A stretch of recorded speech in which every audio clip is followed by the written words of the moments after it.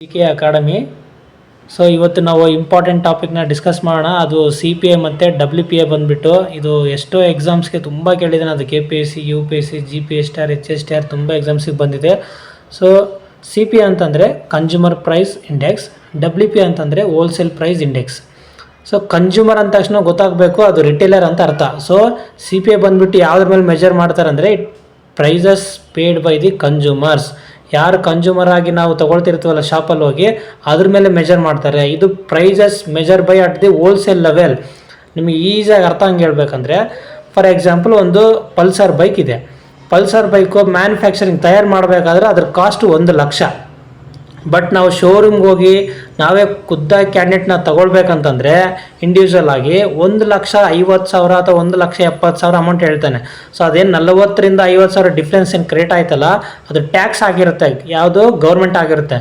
So ತಯಾರು ಮಾಡಬೇಕಾದ್ರೆ ಒಂದು ರೇಟು, ಮಾರಬೇಕಾದ್ರೆ ಒಂದು ರೇಟು. ಸೊ ಟ್ಯಾಕ್ಸ್ ಇನ್ಕ್ಲೂಡ್ ಆಗಿ ಬರೋದ್ರಿಂದನೇ ನಮಗೆ ಜಾಸ್ತಿ ಆಗಿರುತ್ತೆ. ಸೊ ನಾವೇನಾದರೂ ಪರ್ಚೇಸ್ ಮಾಡೋದನ್ನ 1.5 ಲಕ್ಷ ಅಥವಾ 1,60,000 ಅಮೌಂಟ್ ಇದೆ ಅಲ್ವಾ, ಅದು ಅಲ್ಲಿ ಏನಾದರೂ ಮೆಜರ್ ಮಾಡಿದ್ರೆ ಅದನ್ನು ಕನ್ಸ್ಯೂಮರ್ ಪ್ರೈಸ್ ಇಂಡೆಕ್ಸ್ ಅಂತ ಕರಿತೀವಿ. ಬೈ ಚಾನ್ಸ್ ಆ ಒಂದು ಮ್ಯಾನುಫ್ಯಾಕ್ಚರಿಂಗ್ ಲೆವೆಲ್, ಆ ಒಂದು ಕಂಪ್ನಿನೇ ಪಲ್ಸರ್ ಕಂಪ್ನಿನೇ ತಯಾರು ಮಾಡೋವಂಥ ಸಂದರ್ಭದಲ್ಲಿ ಒಂದು ರೇಟ್ ಹಾಕಿರ್ತಾರಲ್ವ, ಅದು ಹೋಲ್ಸೇಲ್ ಪ್ರೈಸ್ ಇಂಡೆಕ್ಸ್ ಅಂತ ಕರಿತೀವಿ. ಇದು ಇಷ್ಟೇ.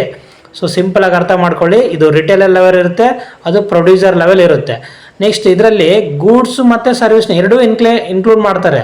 ಬಟ್ ಇದರಲ್ಲಿ ಓನ್ಲಿ ಗೂಡ್ಸ್ ಮಾತ್ರ ಇನ್ಕ್ಲೂಡ್ ಮಾಡ್ತಾರೆ, ಯಾವುದೇ ರೀತಿ ಸರ್ವಿಸ್ ಇನ್ಕ್ಲೂಡ್ ಮಾಡಲ್ಲ. ಸರ್ವಿಸ್ ಅಂದರೆ ಯಾವುದು? For example teaching is A service, medical service ಕೊಡ್ತಾ ಇರ್ತಾರೆ, ಟೀಚಿಂಗ್ ಸರ್ವಿಸ್ ಇರ್ತದೆ, ಕಂಪ್ನಿಗಳಲ್ಲಿ IT ಕಂಪ್ನಿಯಲ್ಲಿ ಸರ್ವಿಸ್ ಕೊಡ್ತಾ ಇರ್ತಾರೆ, ಅವೆಲ್ಲ ಇನ್ಕ್ಲೂಡ್ ಮಾಡಲ್ಲ. ಓನ್ಲಿ ಗೂಡ್ಸಲ್ಲಿ ಮಾತ್ರ ಇನ್ಕ್ಲೂಡ್ ಮಾಡ್ತಾರೆ, ಯಾವುದು WPA. ಬಟ್ CPA ಬಂದುಬಿಟ್ರೆ ಗೂಡ್ಸ್ ಆ್ಯಂಡ್ ಸರ್ವಿಸ್ ಎರಡರಲ್ಲಿ ಇನ್ಕ್ಲೂಡ್ ಮಾಡ್ತಾರೆ. ಸೊ ಇವೆಲ್ಲ ಯಾಕೆ ಮಾಡ್ಬೇಕು ಸರ್, ಅವ್ರಿಗೇನು ನೀಡಿದೆ ಅಂತಂದರೆ, ನಮ್ಮ ಇಂಡಿಯಾ ದೇಶದಲ್ಲಿ ಇನ್ಫ್ಲೇಷನ್ನ ಕಂಟ್ರೋಲ್ ಮಾಡಲಿಕ್ಕೆ ಇವೆರಡು ಅಸ್ತ್ರ ಇದ್ದಂಗೆ, CPA ಆಗಿರ್ಬಿಟ್ಟು WPA ಆಗಿರ್ಬೋದು. ಸೊ ಒಂದು ಇನ್ಫ್ಲೇಷನ್ ಅಂತಂದರೆ ಏನಪ್ಪ ಅಂದರೆ, ನಮಗೆ ಗೂಡ್ಸ್ ಆ್ಯಂಡ್ ಸರ್ವಿಸ್ ವ್ಯಾಲ್ಯೂ ಏನಾದರೂ ಇನ್ಕ್ರೀಸ್ ಆಗ್ತಾ ಬಂತಂದರೆ ಇನ್ ಟರ್ಮ್ಸ್ ಆಫ್ ಮನಿ ವ್ಯಾಲ್ಯೂನಾಗ ಅದ್ರ ಇನ್ಫ್ಲೇಷನ್ ಅಂತ ಕರಿತೀವಿ. ಹಣದುಬ್ಬರ. ಯಾವುದೇ ಒಂದು ಸರಕು ಮತ್ತು ಸರಕುಗಳದ್ದು ಏನಾದರೂ ಇನ್ಕ್ರೀಸ್ ಆಗ್ತಾ ಹೋದರೆ, ಸರಕು ಮತ್ತು ಸೇವೆಗಳ ಬೆಲೆಗಳು ಏನಾದರೂ ಇನ್ಕ್ರೀಸ್ ಆದರೆ ಅದರ ಇನ್ಫ್ಲೇಷನ್ ಅಂತ ಕರಿತೀವಿ. ಆ ಇನ್ಫ್ಲೇಷನ್ ಜಾಸ್ತಿ ಆಗಬಾರ್ದು, ಕಡಿಮೆನೂ ಇರಬಾರ್ದು. Best example monetary policy committee ಪ್ರಕಾರ 4+or-2 ಮೇಂಟೈನ್ ಮಾಡಬೇಕಂತ ಗೌರ್ಮೆಂಟ್ ಆಫ್ ಇಂಡಿಯಾ ನಮಗೆ ಹೇಳ್ತಾ ಇದೆ. ಅದು ನ್ಯೂಸಲ್ಲಿ ಕೂಡ ನಾವು ನೋಡ್ತಾ ಇರ್ತೀವಿ. ಸೊ ಅದು ಒಂದು ಗೌರ್ಮೆಂಟ್ ಆಫ್ ಇಂಡಿಯಾ ಹೇಳ್ತಿರೋಂಥ 4+or-2 ಅನ್ನೋದು MPC ಮುಖಾಂತರ ತಗೊಂಡಿದ್ದು. ಸೊ ಅದು ಎಷ್ಟಿದೆ, ಅದು ಯಾವುದ್ರ ಬೇಸಿಸ್ ಮೇಲೆ ನೋಡಬೇಕು ಅಂತಂದರೆ, ನಾವು ಪ್ರೆಸೆಂಟಾಗಿ CPA ಬೇಸಿಸ್ ಮೇಲೆ ನೋಡ್ತಾ ಇದ್ದೀವಿ.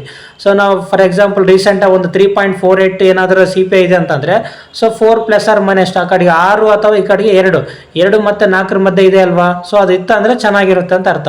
ಸೊ 2ಕ್ಕಿಂತ ಕಡಿಮೆ ಬಂತಂದರೆ ಡಿಫ್ಲೇಷನ್ ಆಗುತ್ತೆ. ಮೋರ್ ದ್ಯಾನ್ 6 ಆಯ್ತಂದರೆ ಇನ್ಫ್ಲೇಷನು, ಹೈಪರ್ ಇನ್ಫ್ಲೇಷನು ತುಂಬ ಆಗಿ ನಮಗೆ ನಷ್ಟ ಉಂಟು ಮಾಡ್ತದೆ. ಸೊ ಇನ್ಫ್ಲೇಷನ್ನ ಕಂಟ್ರೋಲ್ ಮಾಡೋದೇ ಇಂಪಾರ್ಟೆಂಟ್ ಇಲ್ಲಿ ಇಂಡಿಯಾದಲ್ಲಿ. ಸೊ ನಾವು ಇನ್ನೂ ಒಂದು ಸ್ವಲ್ಪ ಇದರ CPA ಡೆಪ್ಟ ನೋಡಿದ್ರೆ, ಇದನ್ನು ಪ್ರಿಪೇರ್ ಮಾಡ್ತಿರೋದು NSO, ನ್ಯಾಷನಲ್ ಸ್ಟ್ಯಾಟಿಸ್ಟಿಕಲ್ ಆಫೀಸ್.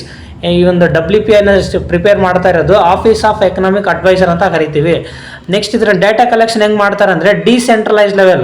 ಸುಮಾರು ಒಂದು ಎಷ್ಟೋ ಹಳ್ಳಿಗಳಿಗೆ ಹೋಗ್ತಾರೆ. ಫಾರ್ ಎಕ್ಸಾಂಪಲ್ 1181 ವಿಲೇಜ್ಗಳಿಗೆ ಹೋಗಿರ್ತಾರೆ. ಅಲ್ಲಿ ಶಾಪ್ಗಳಾಗಿರ್ಬೋದು, ಅಂದರೆ ಡೈರೆಕ್ಟ್ ಕ್ಯಾಂಡಿಡೇಟ್ಸ್ಗೆ ಕೇಳ್ತಾರೆ, ನೀವು ತೊಗೊಂಡಿರೋ ಪ್ರೈಸ್ ಎಷ್ಟು, ಆ ಒಂದು ಬಿಸ್ಕೆಟ್ ಪ್ಯಾಕೆಟ್ ಪ್ರೈಸ್ ಎಷ್ಟು, ಅಥವಾ ಕಾರ್ ಪ್ರೈಸ್ ಎಷ್ಟು, ಮತ್ತು ಅಥವಾ ಬೇರೆ ಬೇರೆ ಏನು ಪ್ರೈಸಸ್ ಎಷ್ಟು ಅಂತ ಡೈರೆಕ್ಟ್ ಅವ್ರನ್ನೇ ಕೇಳಿ ತಿಳ್ಕೊಂಡು ಡೇಟನ್ನು ಕಲೆಕ್ಟ್ ಮಾಡ್ತಾರೆ. ಬಟ್ ಇಲ್ಲಿ WPAಲಿ ಬಂದುಬಿಟ್ಟು ಡೈರೆಕ್ಟಾಗಿ ಹೋಗಲ್ಲ, ಸೆಂಟ್ರಲೈಸ್ ಆಗಿ ಯಾವುದೋ ಒಂದು ಕಂಪ್ನೀಸ್ನ ನೋಡಿಕೊಂಡು ಅಲ್ಲಿ ಮಾತ್ರ ರೆಗ್ಯುಲೇಟ್ ಮಾಡ್ಕೊತಾರೆ, ಅಲ್ಲೇ ಫೈನಲ್ ಲೆವೆಲ್.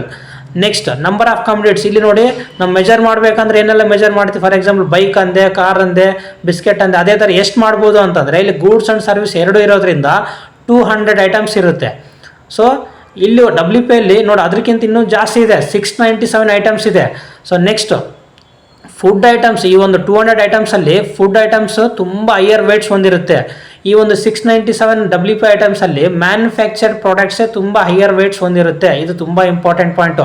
ಇಲ್ಲಿ CPA ಅಂತಂದರೆ ಫುಡ್ ಐಟಮ್ಸ್ ಕನ್ಸಿಡರ್ ಮಾಡ್ತಾರೆ ಹೈಯೆಸ್ಟ್ ಆಗಿ, WPA ಅಂತಂದರೆ ಮ್ಯಾನುಫ್ಯಾಕ್ಚರ್ಡ್ ಪ್ರಾಡಕ್ಟ್ಸ್ ಹೈಯೆಸ್ಟ್ ಆಗಿ ಕನ್ಸಿಡರ್ ಮಾಡ್ತಾರೆ. ನೆಕ್ಸ್ಟ್ ಪ್ರೆಸೆಂಟ್ ಬೇಸ್ ಇಯರ್ 2012 ತಗೊತಾ ಇತ್ತು, ಬಟ್ ಈಗ ರೀಸೆಂಟಾಗಿ ಚೇಂಜಸ್ ಮಾಡಿಕೊಂಡು 2024 ಆಗಿದೆ. New base year. ಇದು ಇಂಪಾರ್ಟೆಂಟ್, ಕೇಳ್ತಾನೆ ಪ್ರಶ್ನೆ. ನೆಕ್ಸ್ಟ್ WPA ಅದು ಯಾವುದೇ ರೀತಿ ಇನ್ನೂ ಸದ್ಯ ಚೇಂಜ್ ಆಗಿಲ್ಲ, ಆದರೂ ಆಗ್ಬೋದು. ಸೊ ಇನ್ನೂ CPA WPA ಇನ್ಫ್ಲೇಷನ್ ಟೈಪ್ಸ್ ಇನ್ನೂ ಹೆಚ್ಚಿನ ಮಾಹಿತಿ ಬೇಕಂದರೆ ಕಮೆಂಟ್ ಮಾಡಿ, ನಾವು ಇನ್ನೂ ಡಿಟೇಲ್ಡ್ ವಿಡಿಯೋ ಮಾಡ್ತೀವಿ. ಸೊ ನೀವು ಎಷ್ಟು ಸಬ್ಸ್ಕ್ರೈಬ್ ಮಾಡ್ತೀರೋ, ಎಷ್ಟು ಶೇರ್ ಮಾಡ್ತೀರೋ ನಮಗೆ ಅದೊಂದು ಪ್ರೋತ್ಸಾಹ ಕೊಡೋದ್ರಿಂದ ನಾವು ಇನ್ನೂ ಹುಮ್ಮಸ್ಸಿಂದ ಮಾಡಲಿಕ್ಕೆ ಒಂದು ಸಪೋರ್ಟಿವ್ ಆಗುತ್ತೆ. So please like, share and subscribe. Thank you for watching.